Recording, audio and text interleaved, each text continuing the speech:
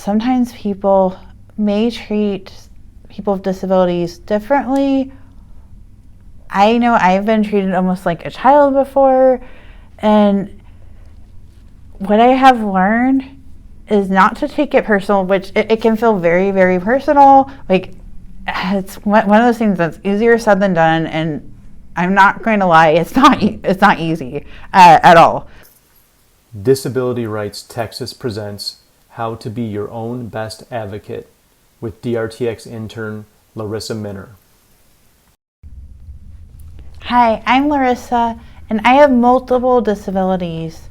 Sometimes when I'm advocating for myself, I feel like I am facing multiple challenges, a battle within myself and a battle with others. Right now, I'm an intern at Disability Rights Texas, and we're working together to co-produce a series called How to Be Your Best Advocate. In this video, I'm going to be discussing some battles that I have faced within myself, and I'm also going to be discussing some battles I have faced with other people. One challenge I know that I have faced within myself is how I think about my disabilities. So one common misconception is that having a reasonable accommodation can somehow put you at an advantage. So this was something where back when I was in college, I was kind of hesitant to want to use my reasonable accommodation where I would be allowed to test in a quiet, smaller classroom, because I thought maybe it somehow made my accomplishment of, getting good grades and all that somehow lesser. But when I thought about it, I realized that I cannot filter out background noise. I get very, very distracted. And, it wouldn't be fair to me if I was taking the test in the classroom that has a lot of background noise. I wouldn't be able to show my true ability. And it wasn't putting me at an advantage because if other students couldn't filter out background noise due to a disability, they could also request accommodations. And, they weren't having the same challenges that I was. So this was something that took time.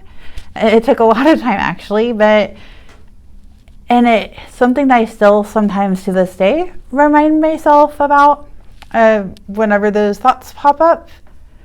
So related to that, I've had other similar battles within myself, and one of those things that I've struggled with is that sometimes I'll compare myself to other people, and I'll be thinking that my disabilities aren't as bad, that someone has it worse than me, and that somehow I don't deserve to have an accommodation or a support need. Almost like I was taken away from someone or something like that. So I used to be really, really hesitant to use my handicapped parking spot, and I would just think about other people have it worse and that type of thing. And so it took time, but I realized that I really could not walk certain distances, and I couldn't always be dropped off, and it was causing problems. So it was better for me to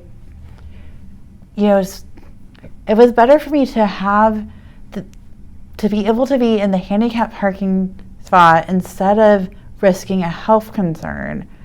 And again, this took time. So similarly, because I do have invisible disabilities, I have gone through, people may not realize I have disabilities. They usually do not. And this can kind of cause certain challenges. And for instance, with the handicap parking, someone may falsely think that I didn't actually need it. And with that situation, I can simply calmly explain that I have invisible disabilities, and I can explain that I have the proper placard and that I'm legally allowed to use the handicap space. And, people are usually reasonable. And another thing that is related is that sometimes people may treat people with disabilities differently. I know I've been treated almost like a child before, and what I have learned is not to take it personal, which it can feel very, very personal. Like, it's one of those things that's easier said than done, and I'm not going to lie, it's not easy at all. So, but it is something that once I've been able to, remind myself that, this type of behavior is usually from a lack of understanding about disabilities. It's not usually something intentional. Usually people are not trying to be malicious, they're just misinformed. And this can help me to be patient. And man, this is just something that I find useful often.